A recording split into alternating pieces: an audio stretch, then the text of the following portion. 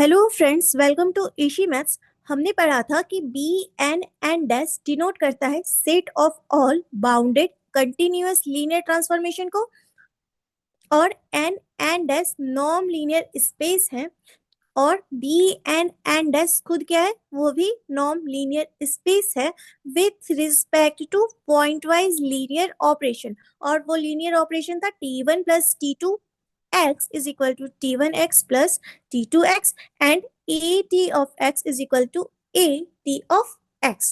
यहाँ a scalar है और नॉर्म हमने डिफाइन किया, norm of t is equal to supremum norm of tx x belongs to n and norm of x is less than equal to 1। हमने norm t के लिए 4 definition लिखे थे, तो हम नॉर्म t की उन चारों में से कोई भी डिफिनेशन को यहाँ पर यूज कर सकते हैं। क्लियर?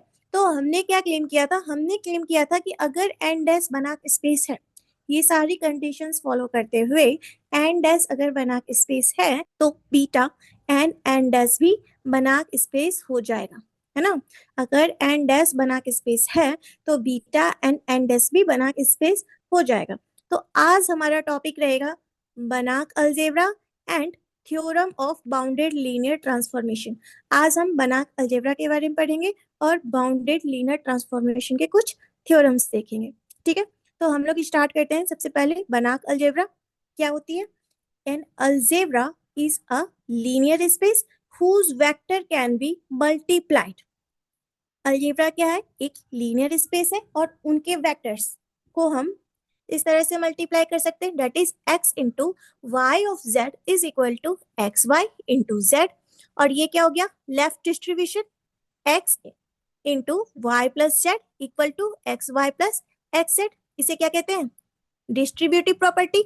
और ये लेफ्ट डिस्ट्रीब्यूशन है और ये राइट डिस्ट्रीब्यूशन है ना। x plus y into z is equal to x z plus y z. And third property क्या है कि एक्स वाई में अगर हम किसी स्केलर a का मल्टीप्लाई करेंगे या फिर ए एक्स इंटू वाई करेंगे या x इंटू ए वाई करेंगे, ये तीनों इक्वल है। Clear? For all scalar a, a into xy is equal to ax into y is equal to x into ay for all scalar a. So algebra is a linear space। Algebra linear space है और साथ ही साथ linear space होने के साथ ही साथ वो ring भी है, that is also a ring in which third property holds. ठीक है, ये एक रिंग भी है और थर्ड प्रॉपर्टी वो रिंग होल्ड करती है। ठीक है, next we call a complex और real algebra according to a scalar. जो स्केलर ए हमने लिया है यहाँ पे, ये स्केलर ए अगर रियल से है तो वो रियल अलजेब्रा कहलाएगी, अगर कॉम्प्लेक्स से है तो वो कॉम्प्लेक्स अलजेब्रा कहलाएगी।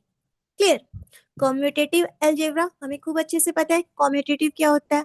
अगर हमने लीनियर स्पेस से कोई दो वेक्टर्स एक्स वाई चूज किए तो एक्स वाई इक्वल होना चाहिए वाई एक्स के, तो उसे हम क्या बोलेंगे? कॉम्यूटेटिव।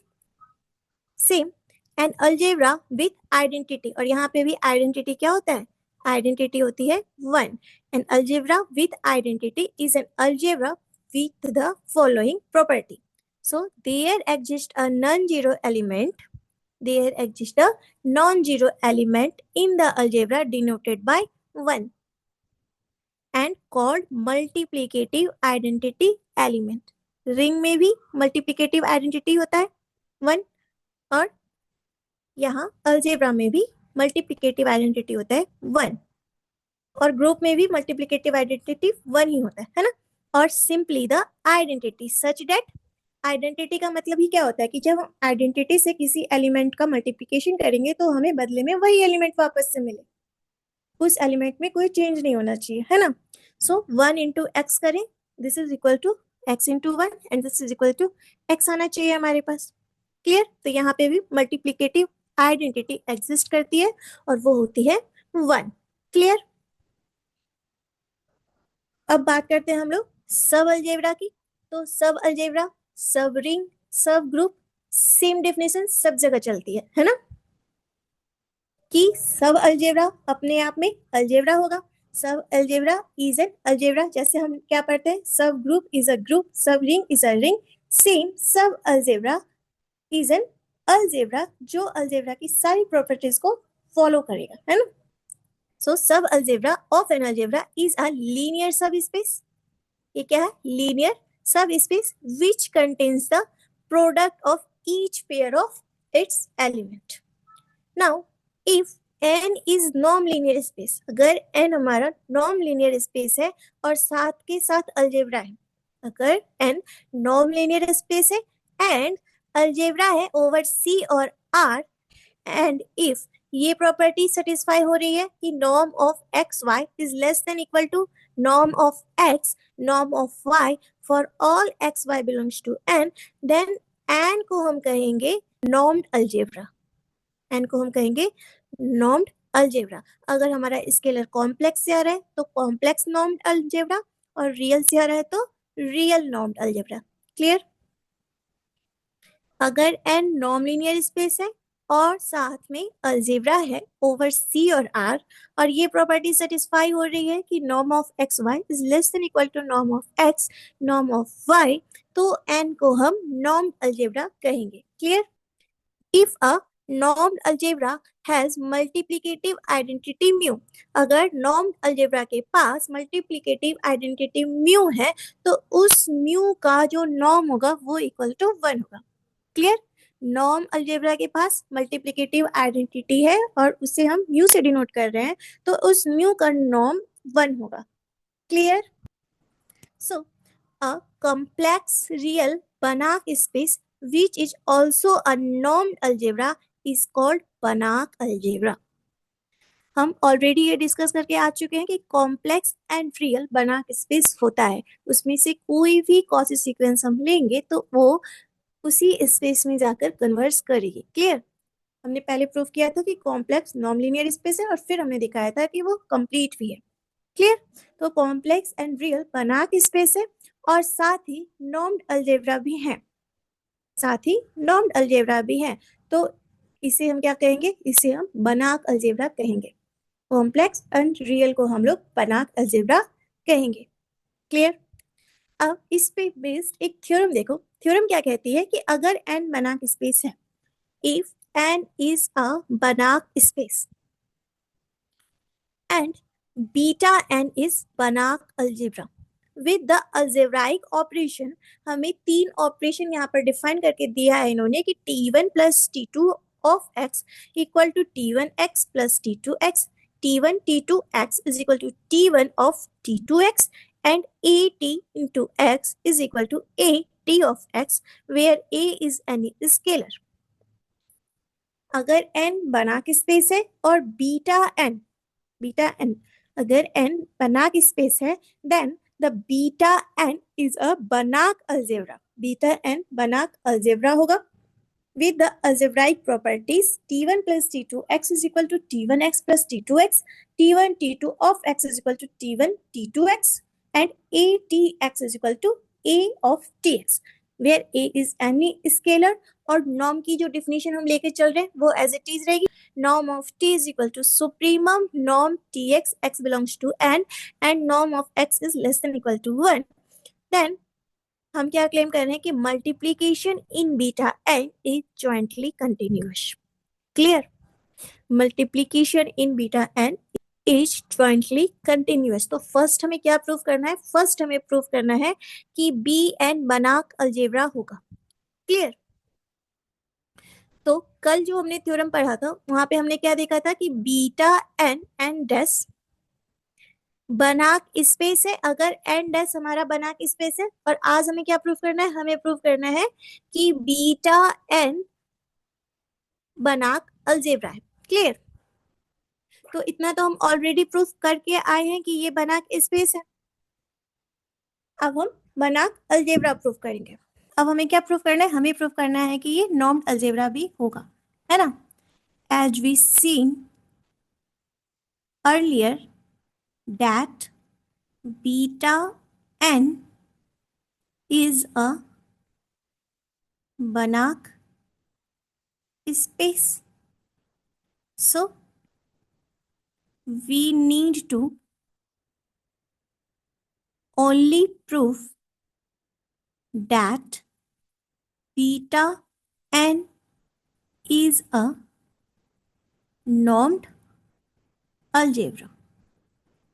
हमें क्या प्रूफ करना है कि ये नॉर्म्ड अलजेब्रा है। और नॉर्म्ड अलजेब्रा कैसे प्रूफ होगा?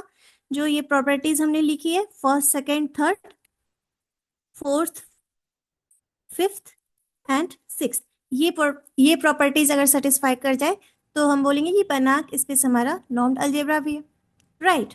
तो और सारी प्रॉपर्टीज तो प्रूफ करना इजी है। हम main second and sixth property को प्रूफ करेंगे, ठीक है। So we have to verify postulates second and sixth. So we have second property थी x y plus z equal to x y plus x z. So second property है x y plus z is equal to x y plus x z. Clear? तो यहाँ पर हमें x क्या मिलेगा? x होगा हमारा t और y प्लस z की जगह पे होगा t1 प्लस t2, ठीक है। तो हमें क्या दिखाना है?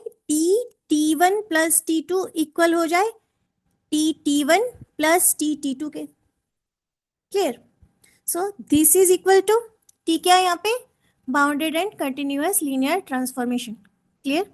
सो t1 प्लस t2 को हम कैसे लिख सकते हैं? यहाँ देखो, t1 t2 of x, t1 t2 of x, यहाँ पे t2 को हम ट्रीट करेंगे t2 equal to t1 plus t2, ठीक है। इस t1 प्लस t2 को हम t2 की तरह ट्रीट करेंगे तो हमारे पास क्या मिलेगा कि t1 t2 of x is equal to t1 into t2x। ये हो रहा है तो यहाँ पे क्या हो जाएगा? ये हो गया हमारा t1 और ये पूरा क्या हो गया?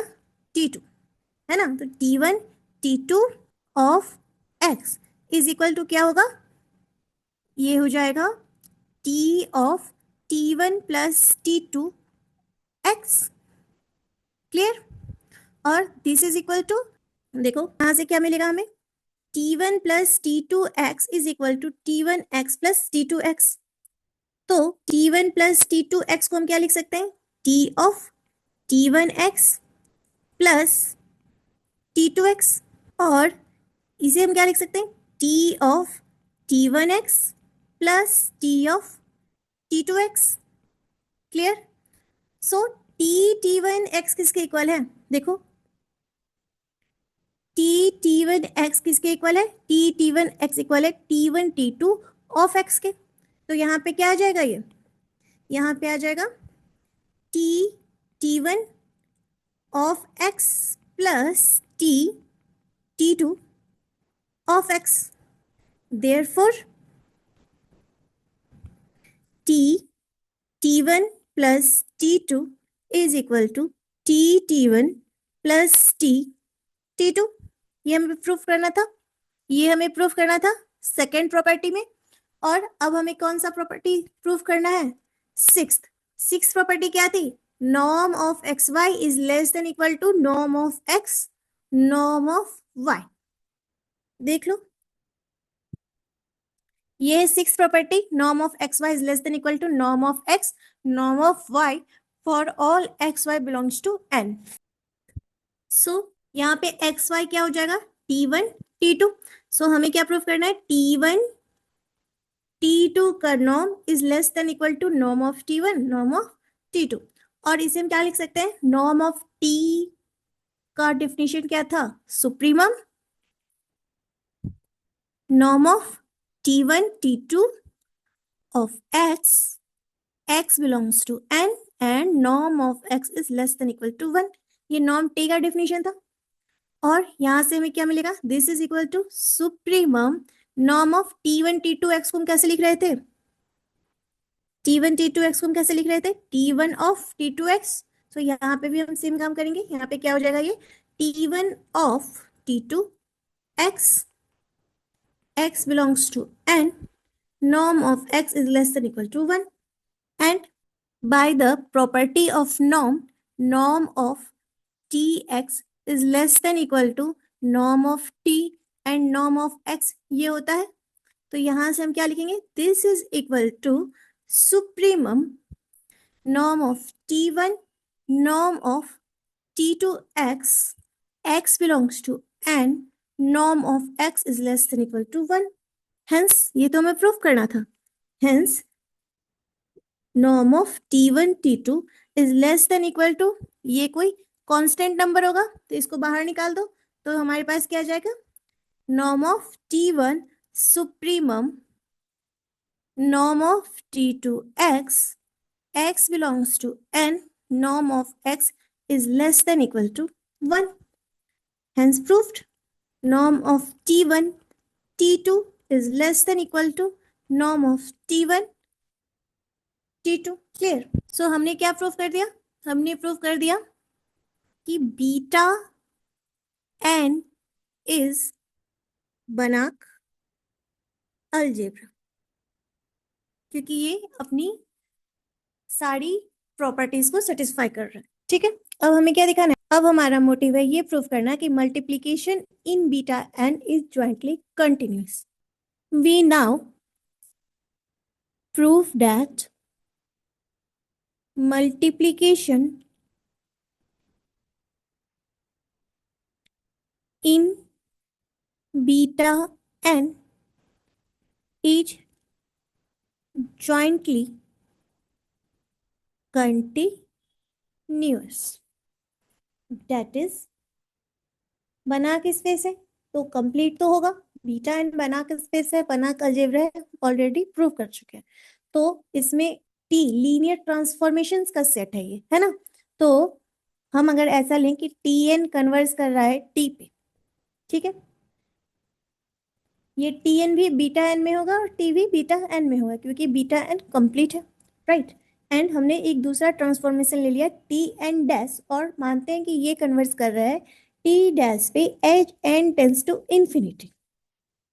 ठीक है, then T N dash converge करेगा टी डैश पे, ये हमें प्रूफ करना है. ठीक है, टी एन अगर कन्वर्स कर रहा है टी पे, टी एन डैश कन्वर्स कर रहा है टी डैश पे, तो टी एन डैश कन्वर्ट करेगा टी डैश पे.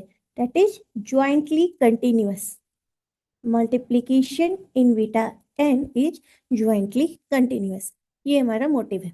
ठीक है, तो चलो इसे प्रूव करते हैं. Let T N tends to T and T dash N tends to T dash as n tends to infinity, that is tn tend कर रहा है t पे, tn डैश टेंड कर रहा है t डैश पे, क्योंकि हमारा ट्रांसफॉर्मेशन कैसा है, बाउंडेड एंड कंटिन्यूअस दोनों है ना.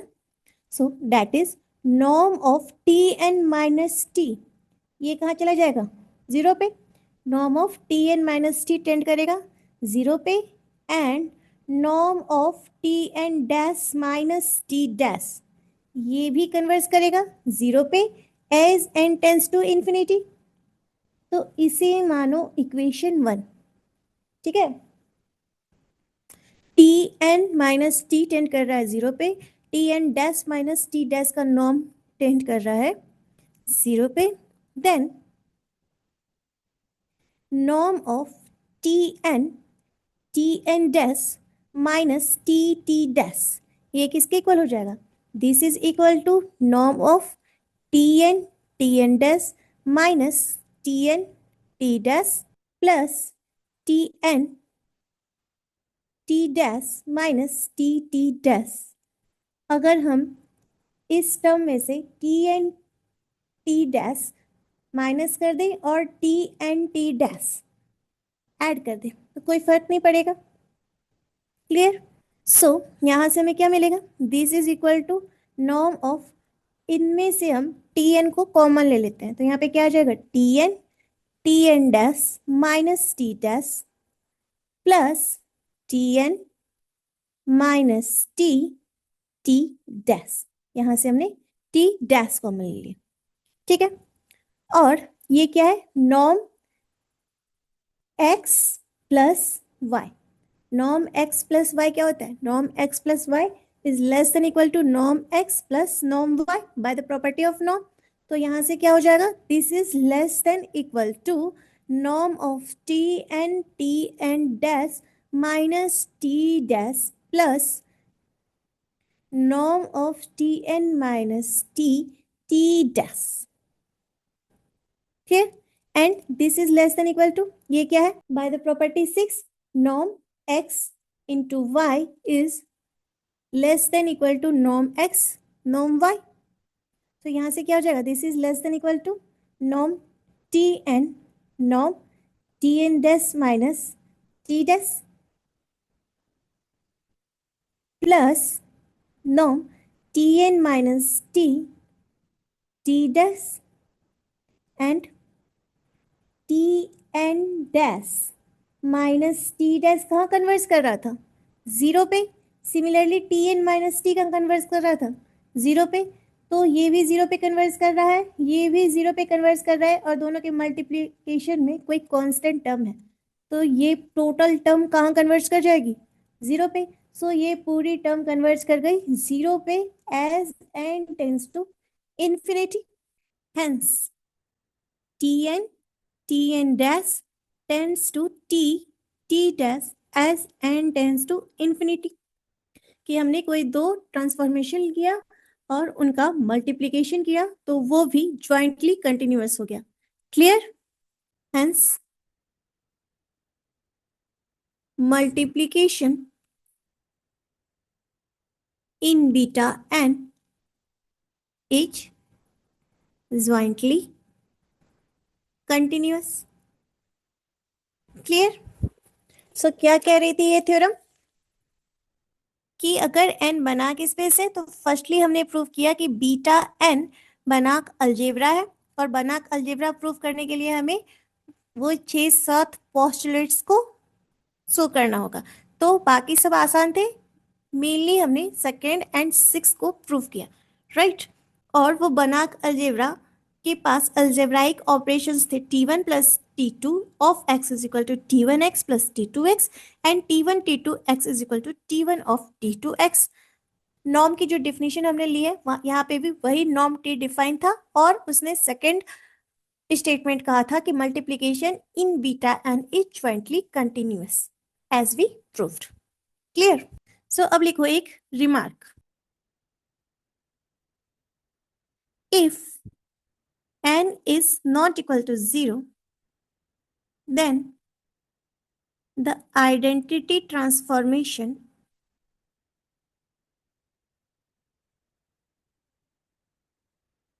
I is the identity element for beta n such that norm I is equal to 1. अगर n हमारा नॉन जीरो है then the identity transformation and I is the identity element for beta n. Beta n का identity element क्या है, I. तो I का norm equal to 1 होगा, जैसा हमने पहले थ्योरम में भी देखा था.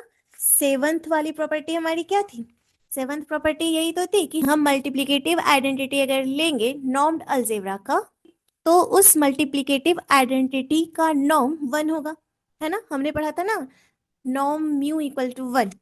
देखो norm of mu equal to 1. That is normed algebra. If a normed algebra has a multiplicative identity mu, then its norm is equal to 1. चलो इसको प्रूव करते हैं.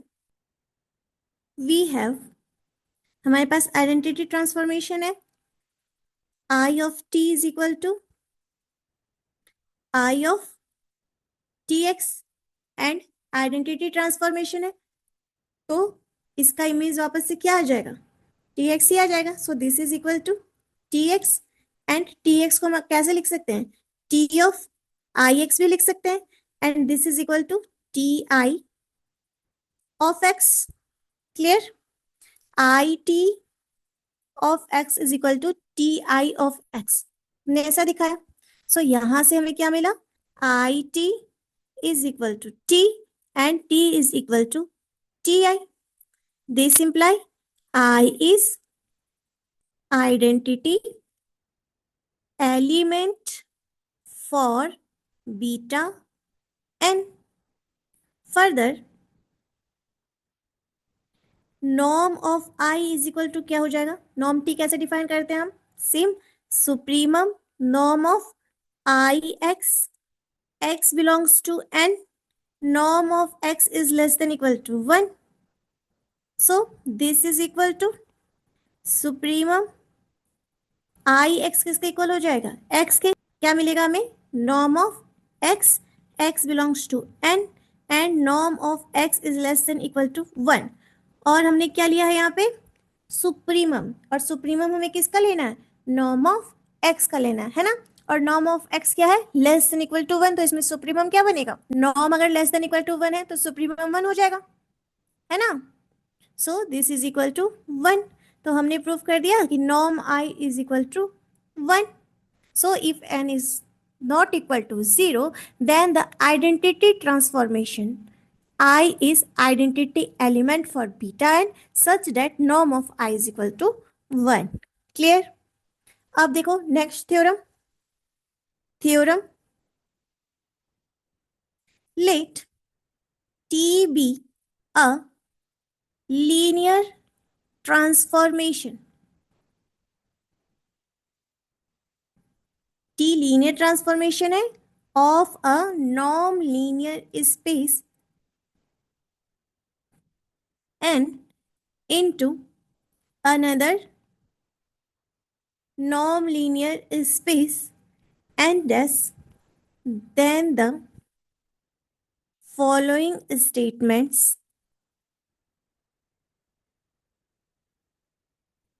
are equivalent to one another. First, T is continuous. Second, T is continuous at the origin, that is xn tends to 0. This implies T of xn also tends to 0. Third, T is bounded, that is there exists a real number k greater than 0 such that norm of Tx is less than equal to k times norm of x for all x belongs to n. And fourth, if s is equal to x, norm of x is less than equal to 1 is a closed unit sphere in n, then its image is a bounded set in n dash. s हमारा x है और x कैसा है, जिसका norm less than equal to 1 है, is a close unit sphere in n. अगर ये set s closed unit sphere है n में, तो इसका इमेज एक बाउंडेड सेट होगा n डैश में. क्लियर? अगर S हमारा क्लोज यूनिट स्फेयर है n में, तो इसका इमेज बाउंडेड सेट होगा n डैश में. बाकी प्रॉपर्टीज तो हम ऑलरेडी पढ़ चुके हैं कि T अगर लीनियर ट्रांसफॉर्मेशन है नॉर्म लीनियर स्पेस n से n डैश पे, तो T कंटिन्यूअस होगा, और कंटिन्यूअस होगा तो T बाउंडेड होगा, और बाउंडेड होगा तो कंटिन्यूअस होगा, इफ एंड ओनली इफ.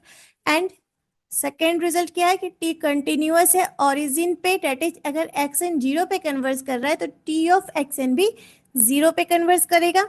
और थर्ड प्रॉपर्टी क्या बोल रहा है कि T बाउंडेड होगा, यानी एक पॉजिटिव रियल नंबर हमें मिलेगा such that norm of Tx is less than equal to k times norm of x. And fourth property क्या कह रही है कि अगर S हमारा क्लोज्ड यूनिट स्फेयर है n में, तो इसका इमेज हमें बाउंडेड सेट मिलेगा n डैश में. क्लियर? तो देखो हमारे पास 4 स्टेटमेंट है, T कंटिन्यूअस है, T ओरिजिन पे कंटिन्यूअस है. सो xn अगर ओरिजिन पे जा रहा है तो टी ऑफ एक्स एन भी 0 पे जाएगा। टी बाउंडेड है, तो बाउंडेड है तो एक रियल नंबर के एक्सिस्ट करेगा। और क्या कह रहा है कि अगर एस मेरा क्लोज्ड यूनिट स्फीयर है तो इसका इमेज भी बाउंडेड होगा। तो हम पहले फर्स्ट से सेकंड को इम्प्लाई करेंगे, सेकंड से फर्स्ट को, फिर सेकंड से थर्ड को, एंड थर्ड से सेकंड को, फिर थर्ड से फोर्थ को, एंड फोर्थ से थर्ड को। क्योंकि हमें ये क्या दिखाना है, हमें दिखाना है कि ये चारों स्टेटमेंट्स इक्विवेलेंट है। क्लियर? सो फर्स्टली हम फर्स्ट से सेकंड दिखाएंगे। तो हमारे पास क्या गिवन है कि टी कंटिन्यूअस है, टी इज कंटिन्यूअस। तो हमें क्या दिखाना है, हमें दिखाना है कि टी ओरिजिन पे भी कंटिन्यूअस होगा। क्लियर? अगर टी कंटिन्यूअस है तो ओरिजिन पे भी कंटिन्यूअस होगा। So suppose X N be any sequence in n such that x n tends to 0 as n tends to infinity, then by continuity of t we have x n tends to 0. This imply t of x n, क्योंकि t continuous है तो x n 0 पे जा रहा है, तो t of x n कहाँ जाएगा, t of 0 पे। एंड t of 0 क्या हो जाएगा, 0। क्यों? क्योंकि ये लीनियर है ना। सो लीनियर है तो t of 0 इक्वल टू 0 हो जाएगा as n tends to infinity. Hence t is continuous at origin. अब हमें दिखाना है कि अगर ओरिजिन पे कंटिन्यूअस है तो t कंटिन्यूअस होगा, है ना। Converse assume t is continuous at origin and x and b any sequence in n such that x n tends to x belongs to n, then X N हमने एक sequence ले लिया N से, such that X N converge कर रहा है x पे और एक्स बिलोंग कर रहा है एन से, तो एक्स एन माइनस एक्स ये कहाँ जाएगा, 0 पे। और दिस इंप्लाई इसका image T of X N minus X ये कहाँ कन्वर्स करेगा, टी ऑफ 0 पे। So T of 0 again linear है तो T of X N minus X कहाँ गया था, टी ऑफ 0 पे, और टी ऑफ 0 कहाँ कन्वर्स करेगा, 0 पे। By linearity, this imply t of xn minus t of x by linearity हम इसे स्प्लिट कर सकते हैं, तो t of xn minus t of x कहाँ कन्वर्स करेगा, 0 पे। this imply t of xn tends to t of x and this is the definition of continuity. So t is continuous. Continuous है तो origin पे भी continuous होगा, और अगर ओरिजिन पे कंटिन्यूअस है तो फंक्शन कंटिन्यूअस होगा। क्लियर? अब हमें सेकेंड से थर्ड प्रूफ करना है और थर्ड से सेकेंड प्रूफ करना है। राइट? सेकेंड क्या है, टी अगर ओरिजिन पे कंटिन्यूअस है that is X N tends to 0 and T of X N tends to 0। और थर्ड क्या है कि टी हमारा बाउंडेड है।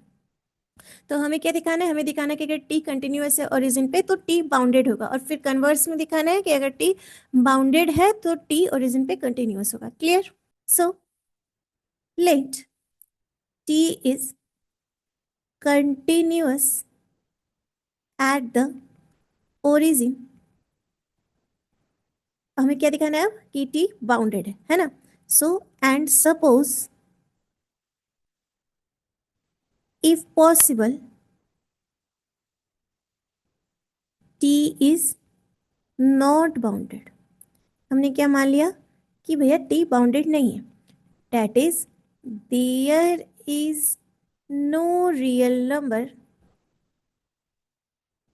k such that norm of tx is less than equal to k times norm of x for all x belongs to n.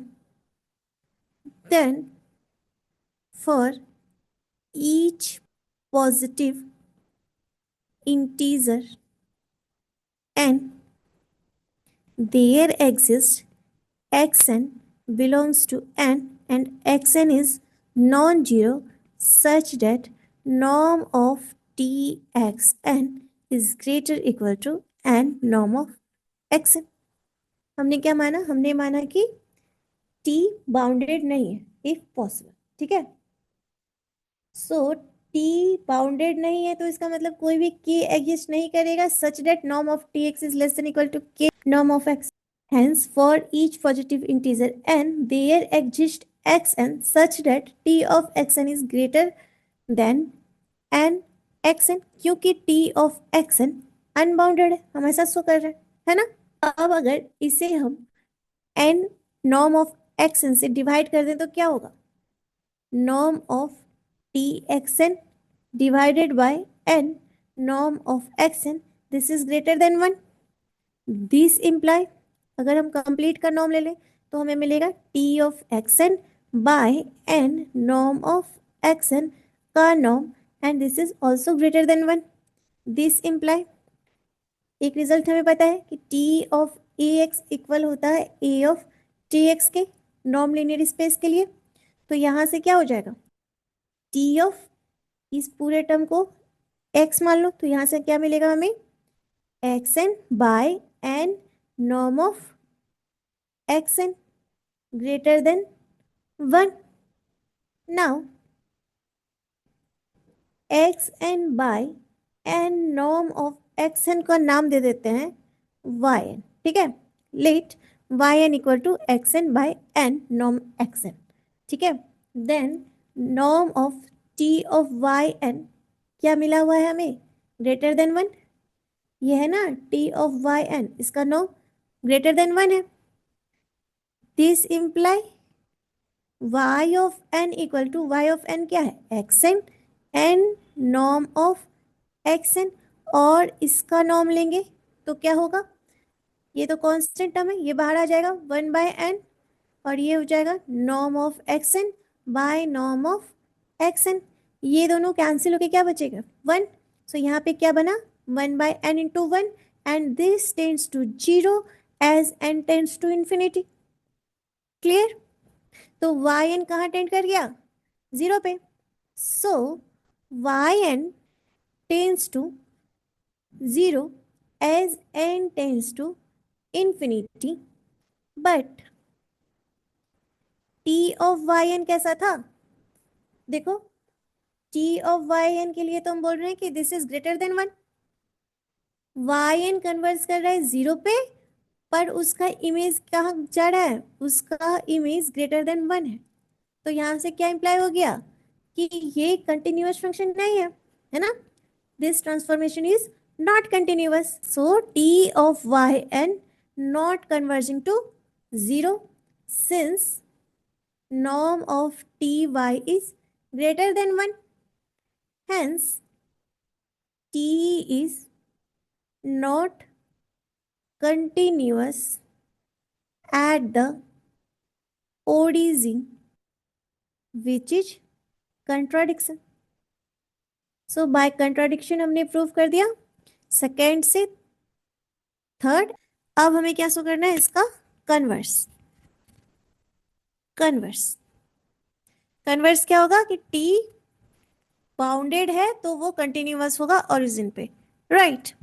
So let t be bounded so that there exists a real number k greater than 0 such that norm of t of x is less than equal to k times norm of x for all x belongs to n. क्लियर? अगर t bounded है तो एक positive number k मिलेगा such that norm of tx less than equal to k times norm of x होगा. सो अभी हमें क्या दिखाना है? हमें दिखाना है कि t कंटिन्यूअस है ओरिजिन पे. To so t is continuous at origin. Clear? So let xn be any sequence in n such that xn tends to 0. xn हमने एक n से सीक्वेंस ले लिया जो 0 पे टेंड कर रहा है। Then norm of xn, xn 0 पे टेंड कर रहा है तो नॉर्म ऑफ xn कहाँ टेंड करेगा, नॉर्म ऑफ 0 पे, और ये इक्वल टू 0 होता है, इसे बोलो इक्वेशन थर्ड। सो और 2 क्या था इक्वेशन, इक्वेशन 2 था कि norm of tx is less than equal to k times norm of x। So by equation 2 norm of tx is less than equal to k times norm of xn for all n. So norm of xn कहाँ converge कर रहा है, 0 पे, तो ये क्या हो जाएगा, ये तो 0 हो जाएगा। सो यहाँ से हमें क्या मिलेगा, norm of txn tends to 0, hence xn tends to 0, this imply t of xn tends to 0। Clear. अब हमें थर्ड से फोर्थ एंड फोर्थ से थर्ड पे आना है, थर्ड से फोर्थ एंड फोर्थ से थर्ड। तो थर्ड क्या था कि टी बाउंडेड है, तो अगर एस क्लोज्ड यूनिट स्फीयर होगा एन में तो उसका इमेज एन डैश में बाउंडेड होगा। एंड फिर हमें उसका कन्वर्स दिखाना है कि अगर एस क्लोज्ड यूनिट स्फीयर है एन में और वो एन डैश में बाउंडेड है तो टी एक बाउंडेड ट्रांसफॉर्मेशन है। ठीक है। सो थर्ड में हम एज्यूम करते हैं, assume norm of tx is less than equal to k times norm of x for every x belongs to n, and let x be any point of a closed unit sphere S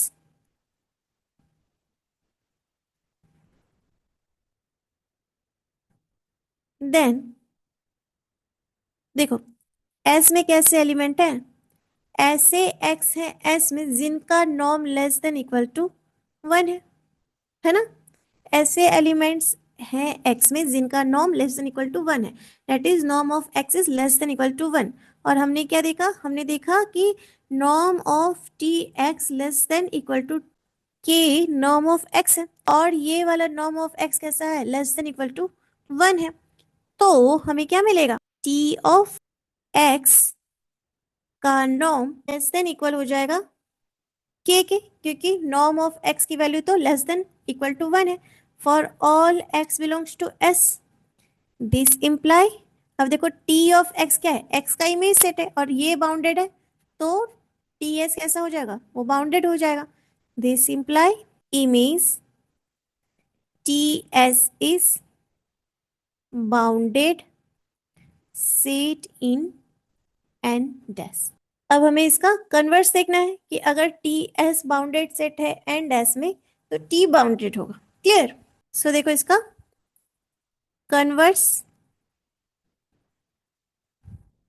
let ts is bounded so that there exists a real number k greater equal to 0 such that norm of tx is less than equal to k for all x belongs to s।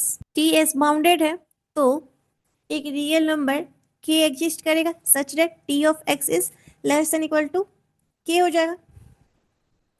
if x equal to 0 then t of x equal to 0 हो जाएगा।